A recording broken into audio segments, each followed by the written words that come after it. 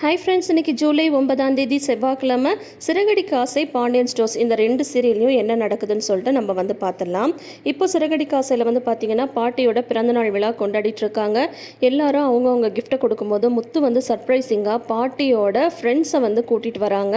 ரெண்டு பாட்டிங்க வராங்க. அதுக்கப்புறம் மீனா அவங்களோட சர்ப்ரைஸாக அவங்க காலையிலேருந்து எடுத்த வீடியோ, அதுக்கப்புறம் பாட்டியை மேலே மாடி கூட்டிகிட்டு போயிட்டு அவங்க வாழ்க்கை பற்றின அனுபவங்கள் எல்லாம் கேட்டாங்க இல்லையா, அந்த வீடியோவை போட்டு காட்டுறாங்க.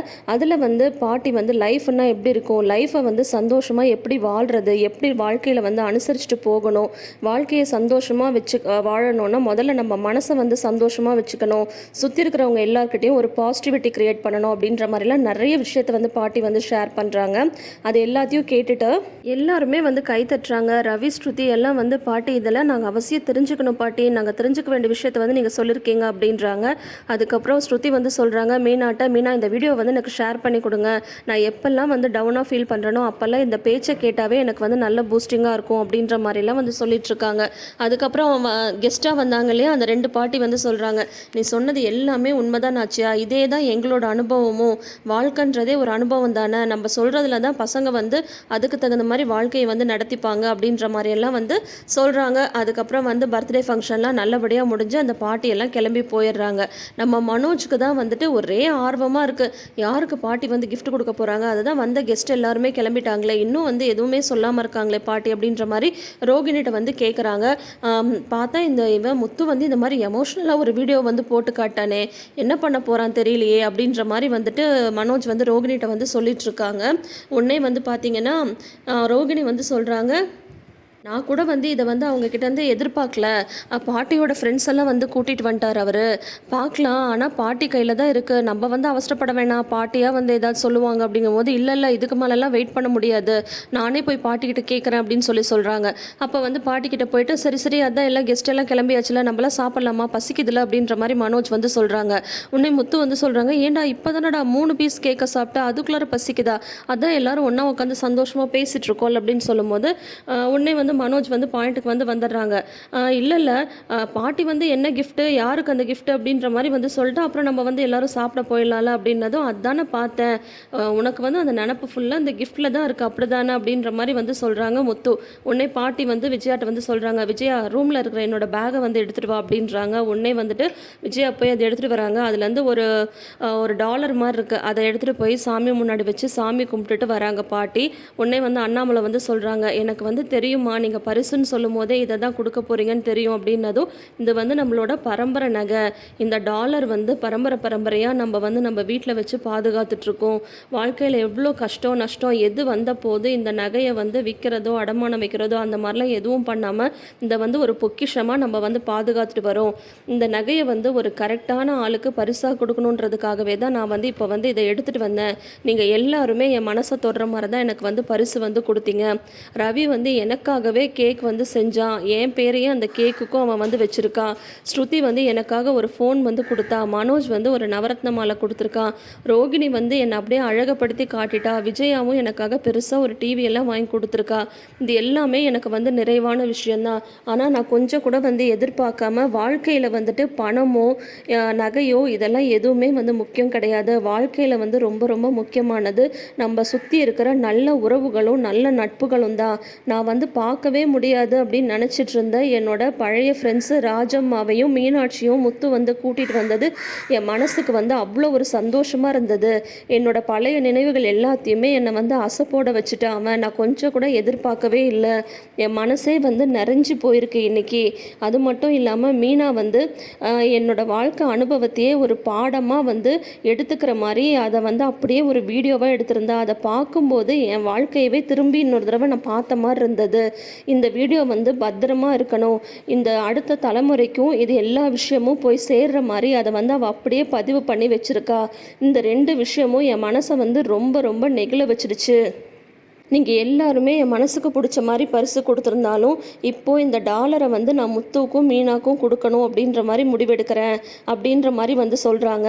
இங்கே வந்து பார்த்திங்கன்னா ஸ்ருதியோட அம்மாவுக்கு, அதுக்கப்புறம் பார்வதிக்கு, இவங்களுக்கெல்லாம் வந்து பார்த்திங்கன்னா பார்வதிக்கு வந்து பார்த்திங்கன்னா பாட்டி கரெக்டாக தான் முடிவெடுத்திருக்காங்க அப்படின்ற மாதிரி இருக்குது. இந்த ஸ்ருதியோட அம்மாவுக்கு தான் முகமே மாறி போயிடுது. நம்ம தான் கௌரவமான குடும்பம், அந்த டாலர் உனக்கு தானே வரணும் அப்படின்ற மாதிரி சொல்லும் போது ஸ்ருதி வந்து சொல்கிறாங்க, சும்மா அடுத்தவங்களை வந்து ரொம்ப இறக்கி பேசாத மம்மி அப்படின்ற மாதிரி வழக்கம் போல் ஸ்ருதி வந்து அவங்க அம்மாவை திட்டுறாங்க. இப்போ வந்து முத்துவும் மீனாவையும் பக்கத்தில் வந்து கூப்பிட்றாங்க. வாங்க வந்து வாங்கிக்கோங்க அப்படின்னா தான், அம்மா நீங்களே உங்கள் கையால் ஆசீர்வாதம் பண்ணி கொடுங்கம்மா அப்படின்ற மாதிரி அண்ணாமலை சொல்லவும் உடனே பாட்டிக்கிட்ட அவங்க அப்பா அம்மா கிட்டலாம் ஆசீர்வாதம் வாங்கி முத்துவும் மீனாவும் அந்த டாலரை வந்து வாங்கிக்கிறாங்க. பாட்டி வந்து சொல்லி கொடுக்குறாங்க, இது வந்து நம்ம குடும்பத்தோட பொக்கிஷம், இதை வந்து நீங்கள் அவ்வளோ பத்திரமா வந்து பாதுகாத்துக்கணும். வருஷத்துக்கு ஒரு தடவை குலதெய்வ கோயிலுக்கு இதை எடுத்துகிட்டு போயிட்டு வரணும், மாதத்துக்கு ஒரு தடவை இதை பூஜையில் வச்சு சாமி கும்பிடணும் அப்படின்ற மாதிரி அதை எப்படி பார்த்துக்கிறது அப்படின்ற விஷயத்தெல்லாம் பாட்டி வந்து சொல்கிறாங்க மீனா கிட்ட. அதுக்கப்புறம் வந்து பார்த்திங்கன்னா வந்து இதை வந்து பத்திரமா பார்த்துக்கோங்க அப்படின்னு சொல்லி சொன்னதும் அதுக்கப்புறம் அந்த டாலரை வந்து ரூமில் கொண்டு வந்து வைக்கிறதுக்காக மீனா வந்து வராங்க. இந்த மாதிரி ஒரு பரிசை பாட்டி கொடுப்பாங்கன்னு நான் கொஞ்சம் கூட எதிர்பார்க்கவே இல்லை. இது வந்து கிடைச்சதுக்கு காரணமே நீங்கள் தான் பாட்டியோட ஃப்ரெண்ட்ஸ் எல்லாம் கூட்டிகிட்டு வந்து பாட்டிக்கு வந்து ரொம்ப சந்தோஷத்தை கொடுத்தீங்க அப்படின்ற மாதிரி மீனா சொல்லும்போது உடனே முத்து சொல்கிறாரு, நீ மட்டும் என்ன பாட்டியோட வாழ்க்கை அனுபவத்தை அப்படியே படமாக வந்து பிடிச்சி வச்சுருக்கியே, அதை வந்து நம்ம எப்போனாலும் நம்மளுக்கே பசங்க வந்தாலும் அதை வந்து நம்ம எல்லாருக்கும் போட்டு காட்டணும் சரியா அப்படின்ற மாதிரிலாம் சொல்கிறாங்க. ஆனால் இந்த இதை வந்து பாட்டி வந்து பூஜையிலலாம் வைக்கணும்னு சொன்னாங்கல்ல, வச்சுட்டு பத்திரமா கொண்டு வந்து உடனே கையோட பீரோவில் வச்சு நீ பூட்டிடணும் அப்படின்ற மாதிரி முத்து வந்து சொல்கிறாங்க. ஏங்க அப்படி சொல்கிறீங்க அப்படின்றாங்க. இல்லை, இந்த வீட்டிலலாம் வந்து யாரையும் நம்பி எதுவும் வைக்க முடியாது, அதுவும் இந்த தொழிலதிபர் இருக்கானே அவனெல்லாம் நம்பி ஒரு பிட்டு தங்க கூட வீட்டில் வைக்க முடியாது. இது வந்து எவ்வளோ முக்கியமானதுன்னு எனக்கு வந்து தெரியும். சின்ன வயசில் வந்து இது சாமி ரூமில் இருக்கும், அதை போய் நான் எடுத்து பார்த்தா கூட பாட்டி வந்து என்னை அடிப்பாங்க.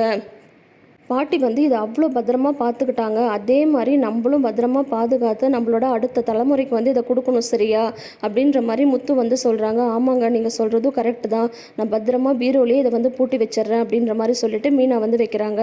அடுத்த நாள் காலையில் வந்து பார்த்திங்கன்னா பாட்டி வந்து ஊருக்கு கிளம்பி போகிறாங்க. அப்போ வந்து பார்த்திங்கன்னா முத்து வந்து கார் ஓட்டிகிட்ருக்காரு. அப்போ வந்து பாட்டி வந்து சொல்கிறாங்க, இந்த மாதிரி என்னோடய பிறந்தநாள் போகும் நான் நினைக்கவே இல்லை, என் மனசுக்கு வந்து ரொம்ப சந்தோஷமாக இருக்குது. ஆனால் உங்ககிட்ட ஒரு விஷயம் வந்து கேட்கணும், ஏன் உனக்கும் மீனாக்கும் வந்து முகமே சரியில்லை, நீங்கள் 2 பேரும் சண்டை போட்டுக்கிட்டீங்களா அப்படின்றாங்க. நீ ஏதாவது மீனாவை திட்டினியா அப்படின்றாங்க. பாட்டி, நான் எங்கள் பாட்டி மீனாவை வந்து திட்டுறேன், அவள் தான் இப்போல்லாம் என்னை வந்து திட்டுறா, எங்கள் 2 பேருக்குள்ளாரில் எந்த பிரச்சனையும் எதுவும் இல்லை பாட்டி அப்படின்ற மாதிரி சொல்கிறாங்க. ஏண்டா, சின்ன வயசுலேருந்து உன்னை வளர்த்ததுனா நீ எப்போ எப்படி நடந்துப்பேன்னு எனக்கு தெரியாதா, அப்புறம் ஏன் நேற்று உன் முகமே சரி இல்லாமல் இருந்தது சொல்லு அப்படின்னு சொல்லவும், இல்லை பாட்டி, நான் வந்து உனக்கு ஒரு ரெட்டவளை சங்கிலி வாங்கி போடணும்னு ஆசைப்பட்டேன், அது வந்து முடியாமல் போயிடுச்சு, அதனால எனக்கு கொஞ்சம் வருத்தமாக இருந்தது அப்படின்ற மாதிரி முத்து வந்து சொல்கிறாங்க. நீ ஒன்றும் கவலைப்படாத பாட்டி, நான் கொஞ்சம் கொஞ்சமாக பணம் சேர்த்து கண்டிப்பாக உனக்காக நான் வந்து செய்வேன், நீ எனக்காக எவ்வளவோ விஷயம் பண்ணியிருக்க, உனக்காக அதை கூட என்னால் வாங்க முடியலன்னு நினைக்கும் போது எனக்கு கஷ்டமாக இருந்தது அப்படின்ற மாதிரி முத்து வந்து சொல்கிறாங்க. அட லூசு பையில, இதுக்கு மேலே எனக்கு எதுக்குடா நகை, இனிமேல் நீ எது வாங்கி போட்டு அழகு பார்க்கணுன்னாலும் உன் சம்சாரத்துக்கு வந்து செஞ்சு அழகு பாரு, அவள் தான் உன்னை நம்பி வந்தவ, வாழ்க்கை ஃபுல்லாக உன் கூடையே இருக்க போகிறவ, அவளை நீ சந்தோஷமாக வச்சுக்கிட்டு நீங்கள் 2 பேரும் ஒற்றுமையாக இருந்தாவே எனக்கு அது போதும் அப்படின்ற மாதிரி பாட்டி வந்து சொல்லிடுறாங்க. இப்போது பாட்டியை கொண்டு போய் விட்டுட்டு வந்துட்டாங்களா, கேட்டை திறந்துட்டு அப்படியே கெத்தாக உள்ளே வராரு முத்து. இங்கே மேலே வந்து பார்த்தீங்கன்னா மனோஜ் ரோகிணியும் வந்து கடைக்கு கிளம்பிட்டு இருக்காங்க. ரோகிணி கடைக்கு வர சொல்கிறார் மனோஜ், எனக்கு கொஞ்சம் பார்லரில் வேலை இருக்குது, முடிச்சுட்டு நான் மத்தியானமாக வரேன்ற மாதிரி சொல்லிட்டு இருக்காங்க. எங்கே கிளம்பிட்டீங்க அப்படின்னு சொல்லிட்டு கேட்குறாரு முத்து. வேற எங்கே, கடைக்கு தான் அப்படின்ற மாதிரி மனோஜ் வந்து சொல்கிறாங்க. இல்லை, கொஞ்சம் முக்கியமான விஷயம் எல்லாரையும் வச்சு பேச வேண்டியது இருக்குது, அப்புறமா போகலாம் அப்படின்னதும் ஏற்கனவே எங்களுக்கு லேட் ஆகிடுச்சு அப்படின்றாங்க. இந்த பார்லரம்மா, இந்த விஷயம் பேசும்போது வீட்டில் இருக்கிற எல்லாரும் இருக்கணும்னு ஆசைப்பட்றேன், அதனால் வந்து நீ முதல்ல உள்ளே போங்க அப்படின்ட்டு கதவெல்லாம் லாக் பண்ணுறாங்க. அம்மா அம்மா பாருமா, இவன் என்னமோ வந்து கதவெல்லாம் லாக் பண்ணிட்டுருக்கான், நாங்களாம் வேலைக்கு போக வேண்டாமா அப்படின்ற மாதிரி சொல்கிறாங்க. ரவி, ஸ்ருதி, மீனா எல்லாரும் வாங்க அப்படின்ற மாதிரி சொல்கிறாங்க. உடனே விஜயா வந்து திட்டுறாங்க, இப்போ எதுக்கு வேலைக்கு போகிறவங்களெல்லாம் நிப்பாட்டி வச்சுட்டு இந்த மாதிரி வந்து பஞ்சாயத்து பண்ணிட்டுருக்க அப்படின்னதும் சொல்கிறேன் அப்படின்ட்டு மீனா போய் நீ எடுத்துகிட்டு வா அப்படின்றாங்க. உடனே போய் மீனா வந்து நகை எடுத்துகிட்டு வராங்க. அது எல்லாத்தையும் பிரித்து வைக்கிறாரு முத்து. பிரித்து வச்சுட்டு, என்னடா இப்போ எதுக்கு இந்த நகையெல்லாம் எடுத்து வச்சிருக்க அப்படின்ற மாதிரி சொல்கிறாங்க. அதான் இப்போ எதுக்கு இதை எடுத்து வச்சிருக்க அப்படின்ற மாதிரி ரவி வந்து கேட்குறாங்க. அப்போ வந்து மீனா வந்து சொல்கிறாங்க, மாமா இந்த நகையெல்லாம் வந்து நான் போட்டு அழகு பார்த்துக்கவோ இல்லை எனக்காக நகை வாங்கிக்கவோ நான் இதை வந்து வாங்கிட்டு போகல. இந்த நகையை வந்து வச்சு பாட்டிக்கு வந்து ஒரு நகை வாங்கலான்னு சொல்லிட்டு தான் நாங்கள் வந்து இந்த நகையை வந்து வாங்கிட்டு போனோம் அப்படின்ற மாதிரி வந்து சொல்கிறாங்க. உடனே அண்ணாமலை வந்து சொல்கிறாங்க, எனக்கு அப்போவே தெரியுமா இந்த நகையை வந்து நீ போடுறதுக்காக வாங்கியிருக்க மாட்டேன்னு எனக்கு வந்து நல்லாவே தெரியும். நான் நினச்சது சரியாக போச்சு. சரி இப்போ அதில் என்ன பிரச்சனை அப்படின்னதும் உடனே முத்து வந்து சொல்கிறாங்க, நாங்கள் கடையில் போய் நகையெல்லாம் செலக்ட் பண்ணிவிட்டு இந்த நகையை கொடுத்துட்டு பாட்டிக்கு வந்து செயின் எடுக்கலாம் அப்படின்னு சொல்லிட்டு பார்க்கும்போது அங்கே இருக்கிற கடங்காரன் வந்து சொல்கிறாங்க, இந்த மாதிரி இந்த நகை வந்து கவரிங் நகை அப்படின்னு சொல்கிறாங்க அப்படின்னு சொல்லிட்டு சொல்கிறாரு முத்து. உடனே வந்து விஜயாக்கும் மனோஜும் ஒருத்தருக்கு ஒருத்தர் பார்த்து திருன்னு முழிச்சுக்கிறாங்க. உடனே அண்ணாமலை வந்து அந்த நகையெல்லாம் எடுத்து பார்க்குறாங்க. என்னடா நீ சொல்கிற அப்படின்னதும் அது எப்படி கவரிங்காக இருக்கும் அப்படின்ற மாதிரி ஸ்ருதி சொல்கிறாங்க. ஆமாம் இது வந்து கவரிங் தான் அப்படின்ட்டு சொல்லிட்டாங்க அப்படின்னு சொல்கிறாங்க. நீ நல்லா செக் பண்ணி பார்த்தியாடா அப்படின்ற மாதிரி ரவி வந்து கேட்குறாங்க. அது எப்படிடா செக் பண்ணி பார்க்காம நான் விட்டுருப்பேனா? எனக்கு இருந்த கோவத்தில் வந்து அந்த கடைக்காரனை நான் அடிக்கவே போயிட்டேன். அதுக்கப்புறம் அவங்க செக் பண்ணி காட்டிட்டு இது வந்து கவரிங் தான் அப்படின்னு சொல்லிட்டு சொன்னதுக்கப்புறம் எனக்கு வந்து அவ்வளோ ஆத்திரமாக வந்துச்சு. அப்பா நீ எப்போவுமே சொல்லுவல்ல எந்த ஒரு விஷயத்தையும் பொறுமையாக டீல் பண்ணணும். இப்போ நான் பொறுமையாக கேட்குறேன். வீட்டில் இருந்த அந்த நகை எப்படி கவரிங்காக மாறிச்சு? எனக்கு வந்து அந்த விஷயம் தெரிஞ்சாகணும் அப்படின்ற மாதிரி முத்து வந்து சொல்கிறாரு. உடனே வந்து அண்ணாமலை வந்து விஜயா வந்து பார்க்குறாங்க. என்ன இதுக்கு பார்க்குறீங்க? நானே வந்து அதான் யோசிச்சுட்ருக்கேன். என்னமோ இந்த இது மாயாஜாலெல்லாம் பண்ணுற மாதிரி வீட்டிலேருந்து கொடுத்து அனுப்பிச்ச தங்க நகை வந்து எப்படி கவரிங்காக மாறிச்சு? உண்மையாகவே உங்கள் கடையிலேருந்து கொண்டு வந்தது தங்க நகை தானா இல்லை கவரிங் நகையா? நான் கொடுத்து விடும்போது தங்க நகையாக தான் இருந்தது, அது எப்படி கவரிங்காக மாறி இருக்கும் அப்படின்ற மாதிரி விஜயா வந்து கேட்குறாங்க. முத்து வந்து சொல்கிறாங்க, அம்மா இங்கே பாருங்கள், நாங்கள் ஒன்றும் எதையும் மாற்றுறதுக்கோ விற்கிறதுக்கோ ஒன்றும் எடுத்துகிட்டு போகல. இந்த நகையை வச்சு இன்னொரு நகையை வாங்கலான்னு எடுத்துகிட்டு போகும்போது வீட்டிலேருந்து உங்கள் கையிலேருந்து தான் இந்த நகையை வந்து வாங்கிட்டு போனோம். கொண்டு போய் கடையில் கொடுத்தா கவரிங்கன்னு சொல்கிறான். என்ன நடந்ததுன்ற விஷயம் எனக்கு வந்து தெரிஞ்சாகணும் அப்படின்ற மாதிரி முத்து வந்து சொல்கிறாரு. அதோட தொடரும் போட்டுட்டு நாளை அப்படின்ட்டு காட்டுறாங்க. அதில் வந்து பார்த்தீங்கன்னா ரவி, ஸ்ருதி, மீனா, முத்து 4 பேர் இருக்காங்க. அப்போ ஸ்ருதி வந்து டப்பிங் ஆர்டிஸ்ட் இல்லையா, அவங்க வந்து வாய்ஸை வந்து மாற்றி ஒரு சின்ன பொண்ணு மாதிரி பேசுகிறாங்க. மனோஜ்கிட்ட வந்து கேட்குறாங்க, இந்த மாதிரி நீங்கள் வந்துட்டு போன வாரம் நம்ம கடையில் வந்து செயின், தோடு, தாலி சரடு இதெல்லாம் வந்து கவரிங்கில் வாங்கிட்டு போனீங்கல்ல, அதோட ஃபீட்பேக் கேட்க தான் கால் பண்ணோம் அப்படின்னதும் ஃபீட்பேக்கா அது வந்து அப்படின்னு சொல்லிட்டு மனோஜ் வந்து தயங்க ஆரம்பிக்கிறாரு. ஸோ அநேகமாக நாளைக்கு வந்து இவங்க 4 பேரும் சேர்ந்து மனோஜ் தான் அப்படின்ற மாதிரி கண்டுபிடிச்சிட்டு வாங்கன்னு நினைக்கிறேன். பார்க்கலாம் என்ன நடக்க போகுதுன்னு நாளைக்கு எபிசோடை பார்த்து தெரிஞ்சுக்கலாம். ஸோ இன்றைக்கி சிறகடிக்க ஆசையில் இதுதான் நடந்திருக்கு. இப்போ நம்ம அடுத்தது பார்க்க போகிற சீரியல் பார்த்தீங்கன்னா பாண்டியன் ஸ்டோர்ஸ் சீசன் 2. நேற்று பார்த்தீங்கன்னா இந்த கோமதி வந்து உளறி வச்சிடுறாங்க இல்லையா இந்த மயில்கிட்ட. இந்த மாதிரி வந்து மயில் வந்து சென்டிமெண்ட்டாக பேசுகிறாங்க, என் மேலே யாருக்கும் அன்பில்லை, என்னை யாரும் சேர்த்துக்கிறதில்ல அப்படி இப்படின்னு சொன்னதும் இந்த மாதிரி ராஜி வந்து ஹோம் டியூஷன் எடுக்க போகிறாங்க அப்படின்ற விஷயத்தை வந்து சொல்லிடுறாங்க. இன்னும் அவங்க டியூஷன்லாம் எடுக்கக்கூட ஆரம்பிக்கல. எடுக்கலான்னு சொல்லிட்டு முடிவு பண்ணியிருக்காங்க. மாமாட்ட பெர்மிஷன் வாங்குறதுக்காக அவங்களோட அத்தை கிட்ட சொல்லியிருக்காங்க. இந்த மயில் வந்து அதெல்லாம் நான் சொல்ல மாட்டேன், ஆனால் நீங்கள் வந்து மாமாட்ட சொல்லிடுங்க, மாமாட்ட சொல்லாமல் எதுவும் செய்யாதீங்க அப்படின்ற மாதிரி சொல்லிட்டு போயிடுறாங்க. ஒரு சின்ன குழந்தைய நம்பி, கை குழந்தைய நம்பி கூட ஒரு விஷயத்த வந்து சொல்லலாம் போல், ஆனால் இந்த மயிலை நம்பி ஒரு விஷயத்த சொல்ல முடியாது அப்படின்ற மாதிரி தான் அவங்க நடந்துக்கிறது எல்லாமே இருக்குது. இப்போ வந்து பார்த்திங்கன்னா பாண்டியன் வந்து கடையிலேருந்து வந்துட்டார். ஆனால் விஷயத்தை வந்து சொல்கிறதுக்கு கோமதி வந்து பயப்படுறாங்க. ஏன்னு சொல்லி பார்த்தீங்கன்னா கடையில் வந்துட்டு இன்றைக்கி கொஞ்சம் வியாபாரத்தில் கொஞ்சம் சிக்கல். என்னென்னா எந்த இடத்துலையுமே வந்து பணம் வந்து வசூல் பண்ண போனால் எல்லாருமே வந்து சாக்கு சொல்லி அனுப்பிடுறாங்கன்னு சொல்லிட்டு பாண்டியன் வந்து கடுப்பில் வந்து கடையிலேருந்து வந்திருக்காரு. இப்போ வந்து விஷயத்தை வந்து சொல்ல முடியாது, ஏற்கனவே அவர் வந்து கோவமாக இருக்கார், இப்போ போய் சொன்னால் ருத்ரதாண்டவமே ஆடிடுவார் அப்படின்ற மாதிரி கோமதி வந்து சொல்கிறாங்க. ஆனால் ராஜி வந்து அத்தை எப்படியாவது சொல்லிடுங்க அத்தை, இல்லைனா பிரச்சனை ஆகிடும் அப்படின்னதும் சொல்லலாமா நாளைக்கு காலையில் வந்து சொல்லலாம் அப்படின்ற மாதிரி வந்து சொல்லிட்டு இருக்காங்க. அதுக்கப்புறம் டிஃபன் சாப்பிட்லான்னு வந்து உட்காடுறாங்க. பார்த்தா வந்து பழனி வந்து உட்காடுறாரு. எங்கக்கா வெறும் 2 பாத்திரம் தான் இருக்குது, மற்ற பாத்திரம்லாம் எங்கே அப்படின்ற மாதிரி சொல்லிட்டு இருக்காங்க. ஏற்கனவே பாண்டியன் வந்து கடுப்பில் இருக்காங்க. வீட்டில் வந்து யாருமே பொறுப்பாக இல்லை, எல்லா வேலையும் நானே பார்க்க வேண்டியதாக இருக்குது, வசூலுக்கு கூட யாருமே போகிறதில்ல அப்படின்ற மாதிரிலாம் செந்தில் திட்டுற மாதிரி திட்டிகிட்டு இருக்காங்க. அதெல்லாம் பணம்லாம் வசூல் ஆகிடுமாம்மா, நீங்கள் ஒன்றும் கவலைப்படாதீங்கன்ற மாதிரி மீனா வந்து சொல்கிறாங்க. போகிற பக்கம் பார்த்தா நான் வியாபாரத்தை மூடிட்டு தான் போடணும் போல இருக்குது அப்படின்ற மாதிரிலாம் வந்து பாண்டியன் கடுப்பில் இருக்கும்போது இவங்க வந்து டிஃபன் என்னன்னு கேட்கவும் உப்புமாவும் சட்னியும் அப்படின்ற மாதிரி கோமதி வந்து சொல்கிறாங்க. உப்புமாவும் சட்னியுமா, அவ்வளோதானா, என்னக்கா இதெல்லாம் ஒரு டிஃபனுன்னு சொல்கிற அப்படின்ற மாதிரி பழனி வந்து சொல்லவும், டேய் சும்மாருடா, ஒரு நாள் வந்து சாப்பிட மாட்டியா, டெய்லி தானே விதவிதமாக சாப்பிட்றீங்க, ஒரு நாள் இப்படி சாப்பிட்டா என்ன அப்படின்னது. இந்த மயில் வந்து நான் அப்பயே சமைக்கிறேன்னு சொன்னேன், அத்தை தான் அவங்க சமைக்கிறேன்னு சொன்னாங்க, நான் சமைச்சிருந்தா வந்து நல்லா விதவிதமாக சமைச்சிருப்பேன் அப்படின்ற மாதிரி வந்து சொல்கிறாங்க. ஐயோ என்னக்கா இப்படி பண்ணிட்டா அப்படின்ற மாதிரி பழனி வந்து சொல்லிட்டு இருக்காங்க. உடனே அவர் வந்து பாண்டியன் வந்து திட்டுறாரு. டெய்லி விதவிதமாக தான் சாப்பிடணுமா? ஒரு நாள் உப்புமா சாப்பிட்டா என்ன குறைஞ்சு போயிடுவீங்களா? பேசாமல் சாப்பிடுங்க. கஷ்டப்பட்டு 10 பேருக்கு செஞ்சு வச்சிருக்கால, அது போதாதா உங்களுக்குலாம் டெய்லி வந்து சாப்பாடு கிடைக்கிறதுனால சாப்பாட்டோட அருமை வந்து தெரியல. சாப்பாட்டு கஷ்டப்படுறவங்கள போய் கேளுங்க, அப்போ தான் எல்லாமே அமிர்தமாக தெரியும் அப்படின்ற மாதிரி அது வந்து கரெக்டாக தான் சொல்கிறாரு பாண்டியன். அப்புறம் கோமதி வந்து சொல்கிறாங்க, வீட்டில் வந்து கடையிலேருந்து கொண்டு வந்த ரவை அப்படியே இருந்தது, அது அப்படியே வச்சுருந்தா அது வந்து வீணாக போயிருந்தா இன்றைக்கி வந்து நான் செஞ்சேன் அப்படிங்கவும் சரின்ட்டு எல்லாருமே வந்து சாப்பிட்றாங்க. அதுக்கப்புறம் வந்து பார்த்திங்கன்னா பழனி வந்து மாடிக்கு போகிறாரு. ஆனால் அவருக்கு வந்துட்டு சாப்பிட்ட ஒரு திருப்தியே இல்லாமல் இருக்குது. உப்புமாவெல்லாம் போய் ஒரு டிஃபன்னு சொல்லிட்டு கொடுத்து சாப்பிட வச்சுட்டாங்களே அப்படின்னு சொல்லிட்டு இருக்கும்போது கரெக்டாக வந்து பார்த்திங்கன்னா செந்திலும் சரவணனும் வந்து வராங்க. அப்போ வந்து எதுக்கு மாமா எங்களை கூப்பிட்ட அப்படின்னதும், டேய் என்னடா நீங்கள் சாப்பிட்டது உங்களுக்கு திருப்தியாக இருந்தது அப்படின்னதும், ஏன் மாமா நல்லா தான் இருந்தது, இதோ இப்போ சாப்பிட்டு தானே வரோம் அப்படின்றாங்க. அதெல்லாம் ஒரு டிஃபனாடா, நான் என்ன பண்ணியிருக்கேன், இவனுக்கு வந்து கதிருக்கு வந்து ஃபோன் பண்ணி சொல்லியிருக்கேன், அவன் வந்து இந்த முக்கு கடையிலேருந்து பரோட்டா வாங்கிட்டு வரான் அப்படின்னதும், ஐயோ அப்பா வந்து வேணான்னு சொன்னார், அதெல்லாம் எனக்கு வேணாப்பான்னு சரவணன் வந்து தப்பிக்க பார்க்குறாரு. டேய் உனக்கு அந்த கடை பரோட்டானா எப்படி பிடிக்கும், அந்த பரோட்டாவை பிச்சு போட்டு அந்த சால்னாவை ஊற்றி சாப்பிட்டா எப்படி இருக்கும் தெரியுமா அப்படின்ற மாதிரி சரவணனை வந்து பார்த்திங்கன்னா டெம்ப்ட் பண்ணி விட்டுறாங்க. சரவணனும் சரி ஓகே அப்படின்ற மாதிரி நின்றுட்டுருக்காங்க. நம்ம 4 பேருக்கு மட்டும் நான் வாங்கிட்டு வர சொல்லியிருக்கேன் அப்படின்னு சொல்லிட்டு பழனி வந்து சொல்கிறாங்க. பார்த்தீங்கன்னா அவருமே கதிருமே வாங்கிட்டு வந்துடுறாங்க. அப்புறம் இவங்க 4 பேரும் ருசி சாப்பிட்டுட்டு இருக்காங்க. அப்போ பார்த்தீங்கன்னா மீனாவும் ராஜியும் வந்து வராங்க. வந்துட்டு என்ன பண்ணிட்டுருக்கீங்க இங்கே அப்படின்னதும், இல்லைம்மா உப்புமா வந்து சாப்பிட்ட மாதிரியே இல்லைம்மா, அதனால நான் தாம்மா கதிரை வந்து வாங்கிட்டு வர சொன்னேன் அப்படின்னு சொல்கிறாங்க. நீங்கள் சாப்பிட்றீங்களா அப்படின்னா தான், அதெல்லாம் எங்களுக்கெல்லாம் எதுவும் வேணாம், நீங்கள் சாப்பிடுங்க, நாங்கள் உப்புமாவே ஃபில்லிங்காக சாப்பிட்டு தான் வந்தோம் அப்படின்றாங்க. உடனே இவங்க எல்லாரும் சிரித்து பேசி சாப்பிட்டுட்டு இருக்காங்க. அப்போ வந்து பார்த்திங்கன்னா கரெக்டாக மயில் வந்து வந்துடுறாங்க. ஐயோ அப்படின்னு சொல்லிட்டு உடனே திரும்பி பார்த்தா இந்த மயில் வந்து நிற்கிறாங்க. போச்சுடா அப்படின்ற மாதிரி ஆயிடுது மீனாக்கும் ராஜிக்கும்.